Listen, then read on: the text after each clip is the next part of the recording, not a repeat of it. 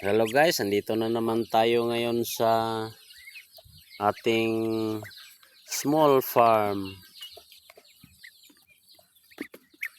Alas 9 na ng umaga. Andito ulit si Mother Duck. Yan. Ituturo ko sa inyo guys kung paano tayo magsisimula ng konti lang yung puhunan natin. Sa halaga ng 3K, pwede ka na makapagsimula ng bibihan or itikan. Sa 10 piraso na pagbibili ka sisiw, nasa 100. So, kung 10, 1,000 lang.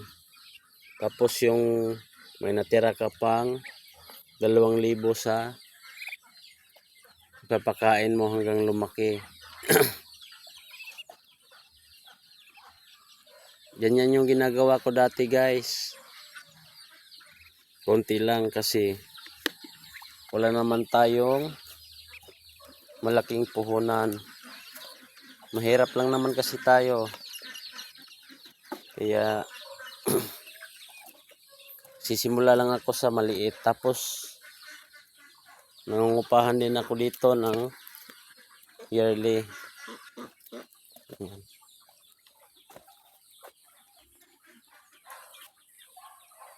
3 years na po akong nag-iitikan. Yan. Tignan niyo po yung itik, mga itik natin. Yung iba andun sa ibabaw, yung iba din nasa ibaba. Ano na to lahat guys? More or less mga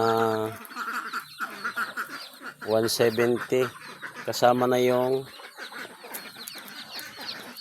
ganyan or mahigit na siguro kasi yung mga ganyan na uri mga 40 peraso mahigit siguro to o 50. Tapos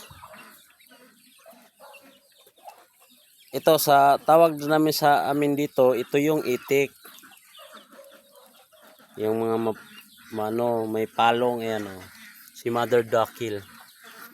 Tapos yung ganyan na kulay yan bibi yan. Yan ang paitlogin, gagawing maalat or balot. Then sa pag-aalaga kailangan kang marunong magtipid.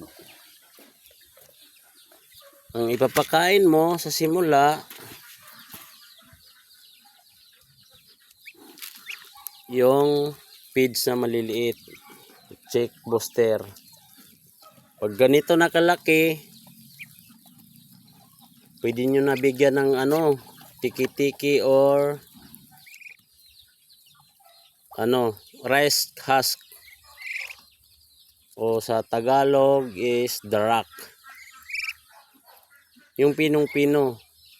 Kasi para mabilis silang lumaki. At ito pa tip ko sa inyo, Mother Duckling, kailangan kayo munang kunti lang ang pasimulain kasi paano naman yung maramihan kung wala naman kayong madideliveran ng egg product nyo, wala pa rin. Kaya sa pakonti-konti maghahanap ka ng mga buyer hanggang sa dadami yung buyer mo, dadagdagan mo yung itikan mo. Tulad ko dati 10 lang, tapos kasunod ginawa ko ng 60 agad. Ayun, nung dumami yung itlog, hindi ko na alam kung saan ko ibibenta. Kaya nag-decide akong huminto. Kasi may renta tayo dito yearly. Tapos hindi natin alam kung saan natin ibibenta yung mga itlog.